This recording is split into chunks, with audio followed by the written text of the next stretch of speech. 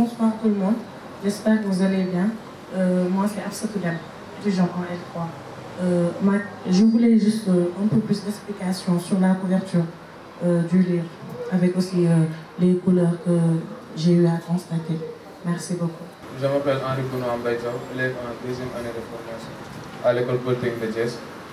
Bon, à ma chère promotionnaire Sidi Konta, vraiment nous te félicitons, nous sommes très fiers de toi.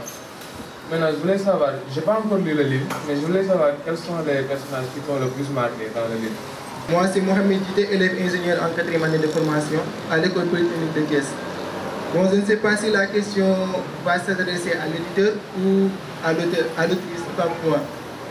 J'aimerais juste savoir, comme par exemple, parfois quand on lit un livre, on peut rencontrer d'autres thèmes ou bien d'autres questions à poser dont l'auteur n'avait pas pu prêter attention. Est-ce que l'auditeur a pu soulever d'autres thèmes dont l'auteur n'avait pas prêté attention? Est-ce que vous avez pu trouver d'autres thèmes en lisant le livre?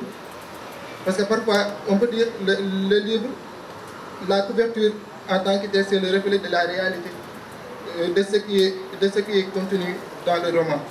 Et parfois, quand on lit, on soulève d'autres thèmes au-delà de ce que pensait l'auteur.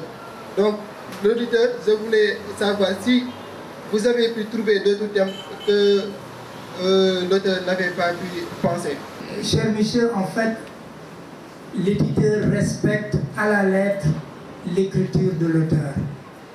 On lui fait pas de suggestion, c'est une œuvre de l'auteur. Donc, en tant qu'éditeur, nous accompagnons uniquement l'auteur à finir, à réfléchir sur son... Mais non, on n'intervient ni dans le contenu, parce que c'est finalement biaiser un tout petit peu la pensée de l'auteur. Ce livre a été le fruit total de la pensée de Sini. Nous l'avons découvert.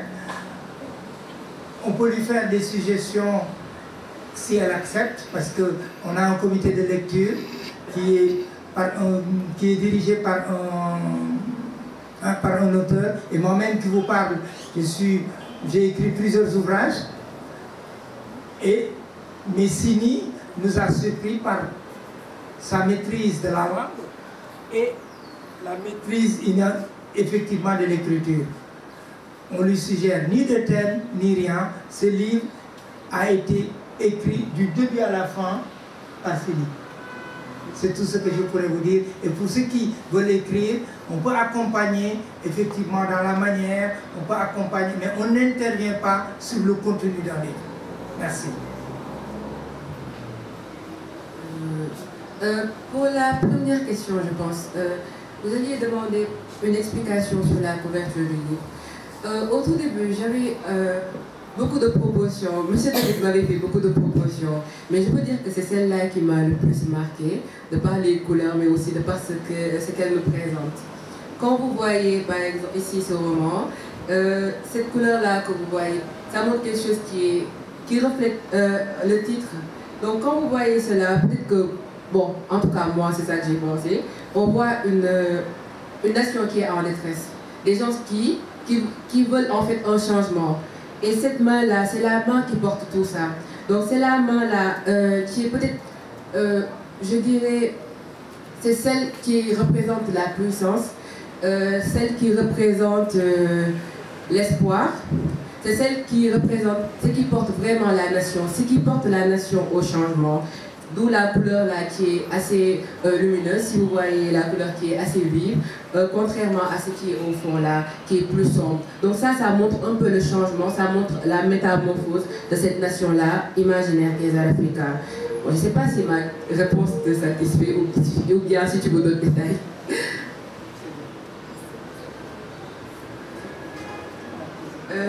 La deuxième question, déjà merci à Henri pour cette question. Donc la deuxième question, ce sont les personnages qui m'ont le plus marqué. Oui, il y a beaucoup de personnages qui m'ont marqué, je vais commencer peut-être par Salah. Donc Salah, c'est elle la narratrice du roman, c'est elle qui nous raconte tout du début à la fin. Salah m'a beaucoup marqué parce que, bon, des fois, je me vois un peu en elle. Donc, c'est un personnage qui mène aussi ses propres combats. Elle n'est pas totalement comme son frère, elle n'est pas engagée, bon au tout début, elle n'est pas engagée politiquement, mais ses pensées quand même, quand au fil de votre lecture, vous allez observer un changement chez elle. Elle va peut-être passer de celle qui est passive à celle qui est un peu plus peut-être engagée. Je ne veux pas trop spoiler, mais je partage ses pensées, donc ses luttes, ses combats, aussi son désir, parce que chacun a son désir. Donc elle veut un changement, même si la façon dont elle le montre n'est pas carrément comme son frère. Donc elle veut un changement, mais elle est plutôt, je dirais, peut-être pacifique. Donc elle est plutôt comme ça. Maintenant, mon deuxième personnage préféré, donc c'est Tabo. Tabo, c'est carrément le personnage principal de l'histoire. Donc c'est lui qui est derrière tout le changement qu'on peut dire. Quand vous allez lire le livre, vous allez vous rendre compte que c'est un personnage, je dirais, qui est impétueux, un activiste, un idéaliste. Quelqu'un qui veut un changement radical, un changement soudain, il veut complètement un changement. Parce que lui, ce qu'il ne peut pas accepter, comme beaucoup d'entre nous, c'est de vivre dans une tyrannie. Personne n'aime vivre dans une tyrannie, dans une dictature.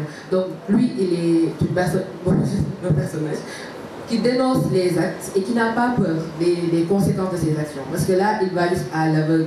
Il n'est pas juste une personne, je dis un personnage, excusez-moi, un personnage qui est velléitaire. Donc lui, il ne parle pas seulement, mais il agit.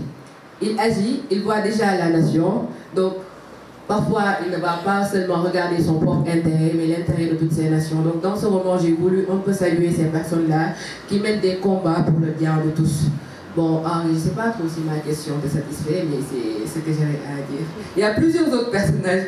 Si je continue à dire, je vais dire que tous les personnages sont mes préférés. Mais là, je vais m'arrêter là.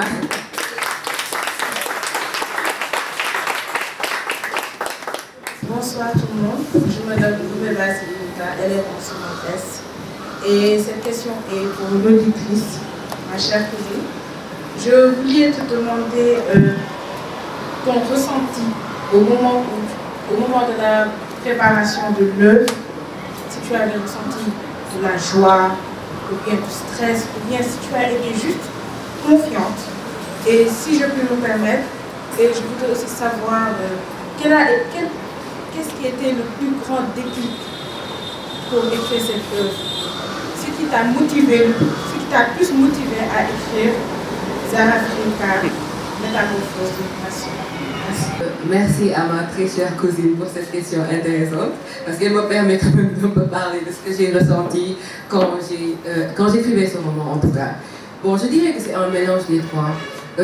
En écrivant ce livre, vu que moi, l'écriture a toujours été une passion, et ça c'est depuis que je suis au collège, j'écrivais des histoires et tout.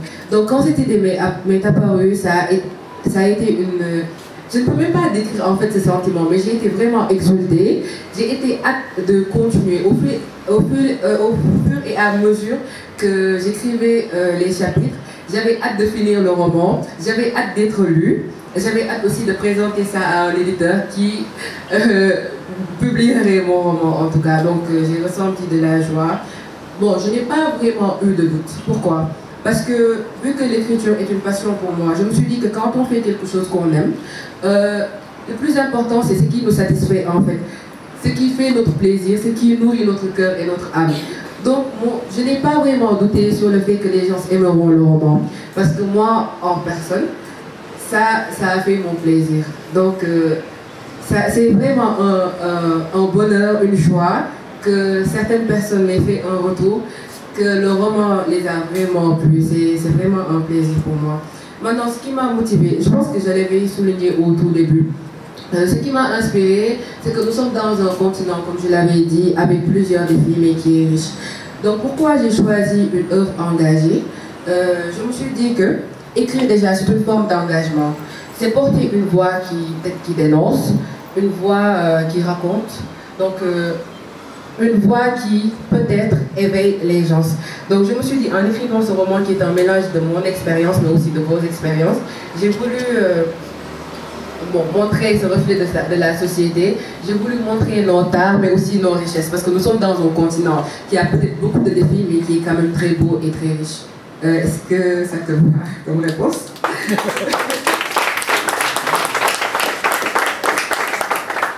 Mon nom c'est Ousmane Ba.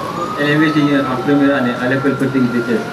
Donc je vais d'abord remercier Sine Kounta. Je la félicite aussi. Je demande comment elle a fait pour travailler la cohérence entre la forme et le fond de cette œuvre. La cohérence entre la forme et le fond. Le roman, déjà, Zed-Africa, Métamorphose d'une nation, est un roman qui est engagé. Et moi, le style que j'ai choisi pour l'écrire, c'est un style qui serait peut-être assez simple, mais aussi qui est sensible et qui va à la portée de tous, en tout cas. J'ai pas voulu rendre vraiment l'œuvre qui serait un peu plus difficile à percevoir. J'ai voulu que l'œuvre soit simple, avec un vocabulaire assez riche, et pour que ce soit, bon, je suis en train de me répéter, mais pour que ce soit à la portée de tous, à la compréhension de tous. Puisque pour véhiculer un message, il faut être compris. Donc je pense que ça ne sert à rien que le roman parle d'engagement et qu'il y ait un style qui est incompréhensible. Bon, c'est ça que j'ai à dire si tu comprends ma réponse.